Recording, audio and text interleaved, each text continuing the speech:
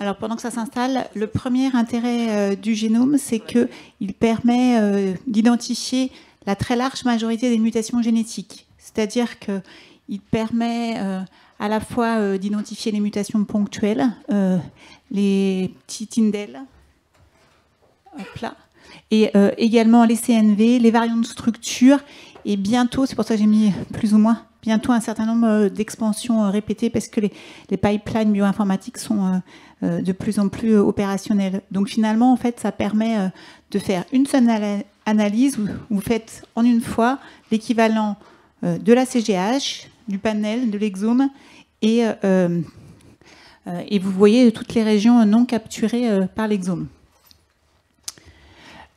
L'autre intérêt du génome, c'est que aussi vous pouvez réanalyser les données au fur et à mesure du temps en fonction de l'analyse des connaissances, enfin de l'évolution des connaissances, donc des nouveaux gènes impliqués en pathologie humaine, et aussi des nouveaux outils bioinformatiques développés.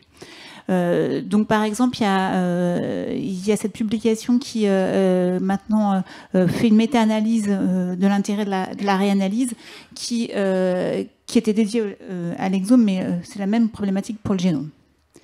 Et puis enfin, évidemment, comme vous l'a dit Mathieu, l'avantage d'avoir accès au pan génomique, c'est la recherche, et ça permet d'identifier de nouvelles causes génétiques, que ce soit d'ailleurs des formes monogéniques, mais maintenant on va commencer à avoir des outils pour aller sur des formes oligogéniques quand on aura des grandes cohortes. Donc c'est aussi l'intérêt majeur du pan génomique. Alors maintenant, qu'en est-il du plan, puisque c'était la question qu'on m'a posée? Eh bien, alors je vous rappelle que le plan est organisé actuellement avec 2 laboratoires de diagnostic, Sequoia et Oragen, répartis sur la France. On fait du génome constitutionnel 30X, principalement sur du sang, ce qui n'est pas sans poser difficulté pour certaines de vos pathologies, et que actuellement il y a 60 préindications maladies rares, dont certaines de votre filière, on va en parler plus en détail, et que c'est organisé de la façon suivante. Il y a une consultation médicale avec une signature d'un consentement, la validation, la prescription électronique connectée avec une validation par une RCP, et ensuite les prélèvements sanguins sont envoyés à Sequoia ou Oragen en fonction de là où le patient est venu en consultation, le cas index. C'est-à-dire que si par exemple vous faites plusieurs personnes dans la famille, que le cas index vient en consultation, je vais dire à Paris, eh bien son prélèvement est envoyé à Sequoia, quel que soit l'endroit où habitent les autres apparentés sur le territoire, eh bien l'ensemble des échantillons autres de la famille arriveront à Sequoia. Il y a une organisation qui est faite pour que, même s'il y a un apparenté qui habite à Marseille ou à Toulouse, eh bien l'ensemble de la famille arrive sur Sequoia. Et inversement, c'est pareil pour Oragen. C'est-à-dire que si par exemple un patient vient en consultation à Clermont-Ferrand, ces échantillons partent à Oragen. Et donc s'il y a des apparentés qui habitent sur le reste du territoire français, les apparentés, les échantillons iront à Oragen, quel que soit l'endroit où il va en consultation. Donc, les derniers chiffres du mois dernier, vous voyez qu'on a une augmentation quand même, ça sont les chiffres totaux du plan, on a une accélération vraiment importante de l'activité actuellement. Ça a été très lent à se mettre en place pour des raisons diverses et variées. D'abord, au départ, il n'y avait pas beaucoup de préindications la première année. Ensuite, il fallait structurer tous les outils, les RCP, les organisations, enfin tout ça a été un peu lent, et on voit que maintenant ça accélère pas mal, puisque quand on prend maladies rares, eh bien on a dépassé 20 000 pour les prescriptions, et on a un peu plus de la moitié maintenant des résultats qui sont rendus. On va voir que c'est un peu notre point actuellement, des efforts à faire. Donc vous voyez cette courbe ascendante, que ce soit toute préindication confondue, aussi bien maladie rare que cancer, avec une accélération importante de la déficience intellectuelle, ce qui vous concerne moins, mais qui est la préindication avec la plus grosse file active, et qui a tardé à démarrer simplement parce qu'il y avait un projet pilote qui s'appelait DEFIDIAG, un projet de recherche qui recrutait beaucoup de patients, donc du coup il n'allait pas sur la préindication. Donc la répartition des prescriptions, 83% maladies rares, 16% de cancer. Au départ, quand le plan a été décidé, il était attendu une répartition à peu près de 50-50, cancer et maladies rares. Et en fait, on s'aperçoit que le fait que pour le cancer, pour l'instant, il faille du tissu congelé, du tissu tumoral congelé, c'est quand même quelque chose qui n'est pas simple en termes de voyage notamment. Et donc, ça limite pas mal l'utilisation. Et puis, en cancer, il y a aussi une place très importante des panels notamment. Donc, il y a toute une réflexion actuellement de leur stratégie. Je ne rentrerai pas dans les détails. La répartition des comptes rendus, elle est à peu près similaire du coup. Et donc, si on regarde finalement la répartition des prescriptions au sein du territoire, en 2023, on n'est pas si mal. Alors, la couleur, en fait, c'est le nombre de prescriptions attendues par rapport à la population régionale.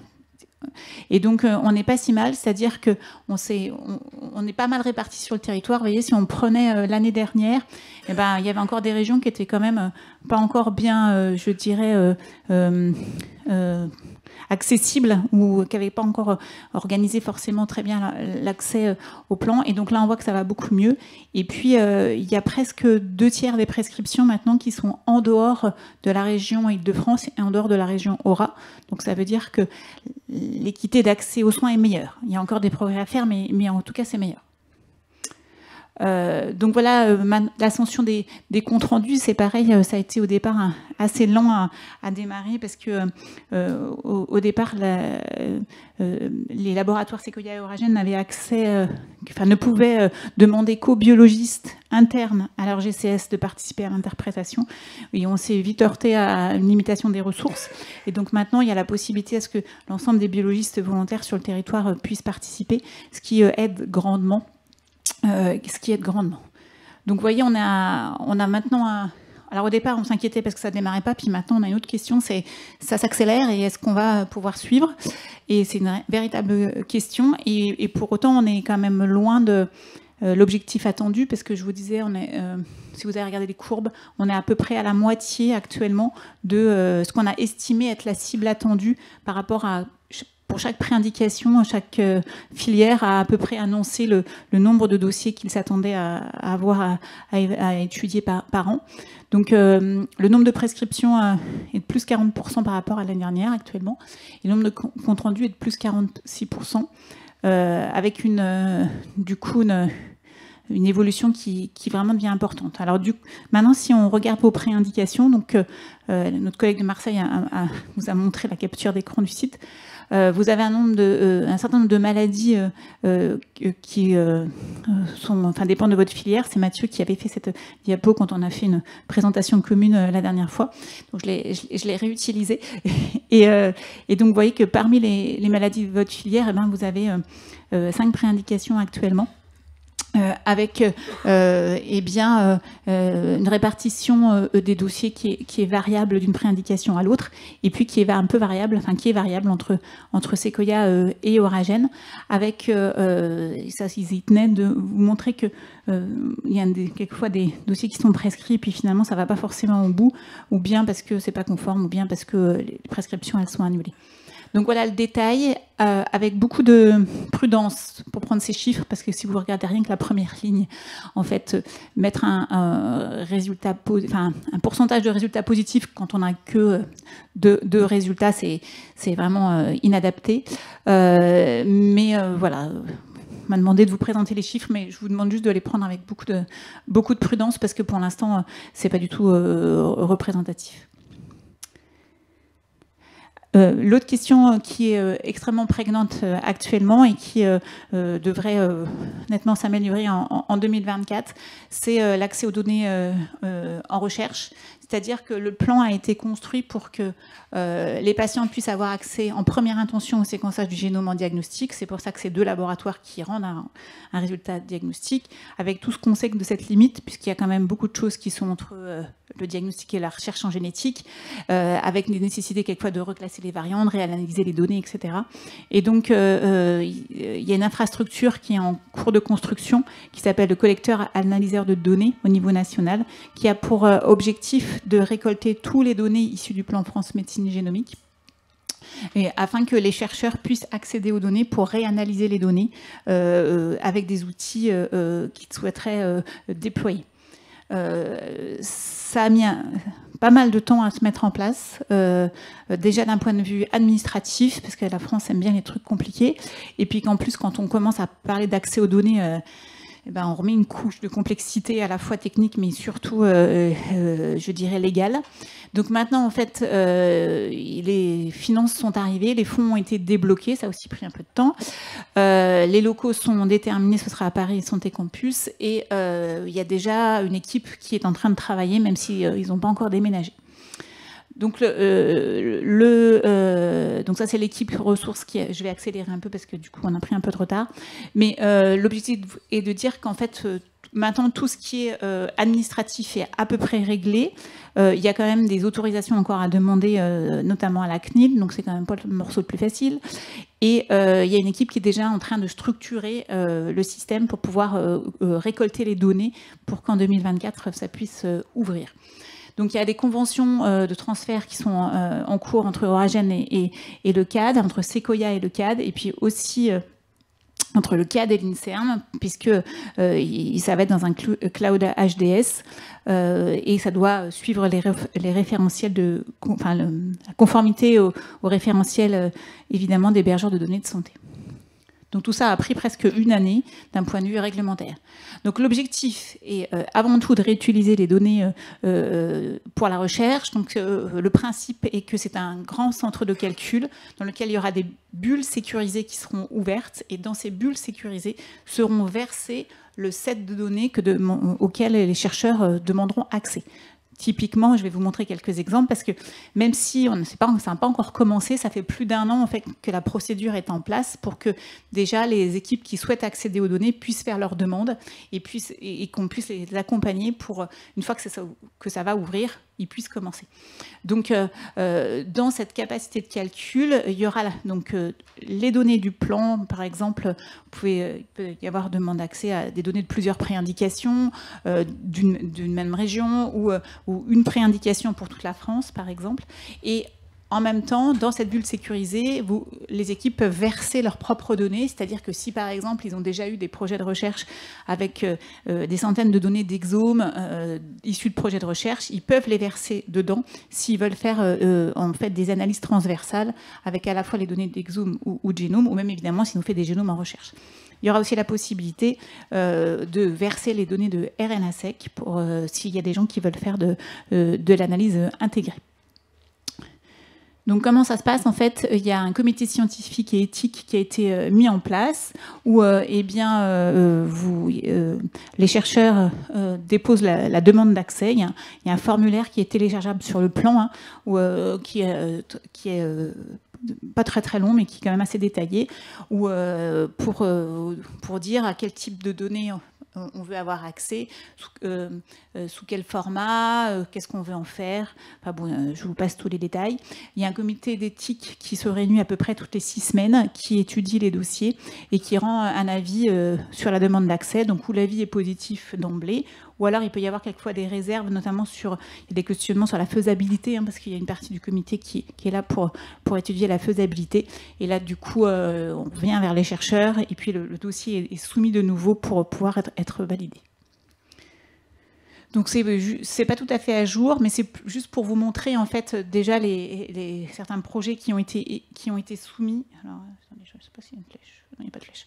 Donc, vous voyez, il y a, par exemple, le dossier de notre collègue de la Pitié, eh bien, elle a demandé à avoir accès à l'ensemble des données des patients porteurs de 2 préindications, qui sont 2 préindications chevauchantes.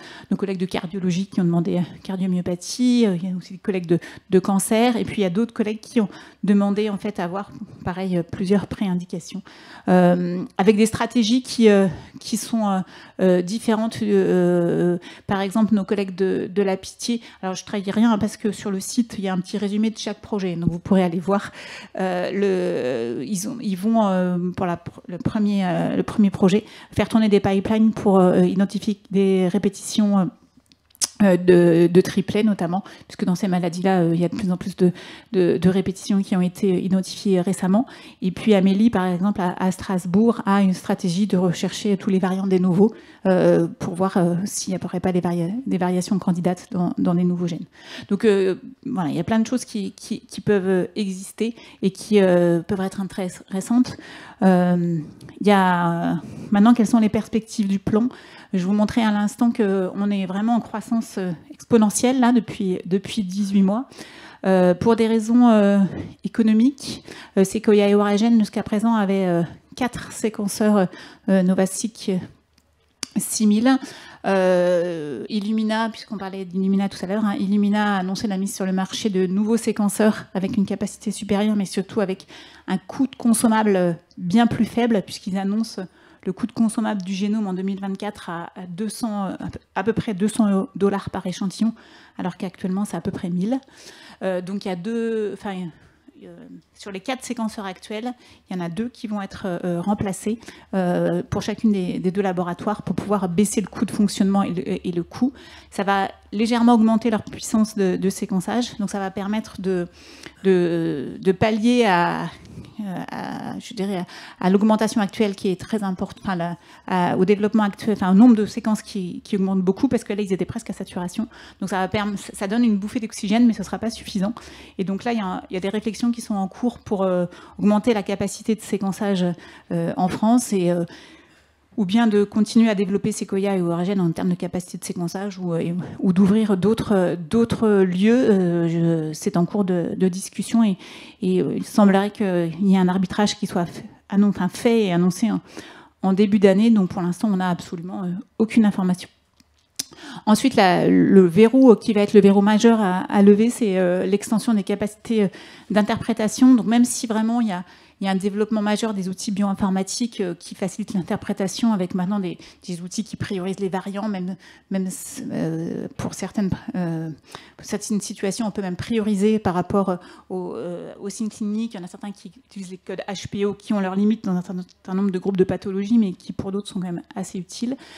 Et qu'il y a vraiment encore plein de possibilités de réfléchir à des outils d'amélioration, d'aide à l'interprétation.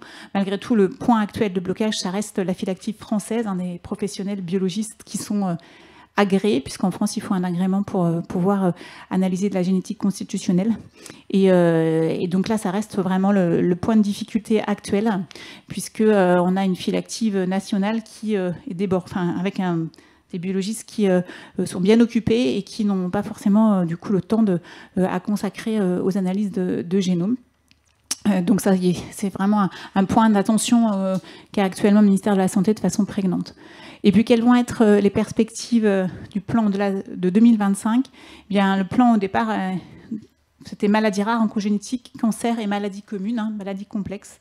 Donc, il y a toujours ce projet de pouvoir étendre à des maladies plus fréquentes, ce qui ne sera pas non plus sans poser de questions à la fois sur les outils d'analyse statistique qui sont actuellement disponibles, mais également sur les ressources pour analyser ces données.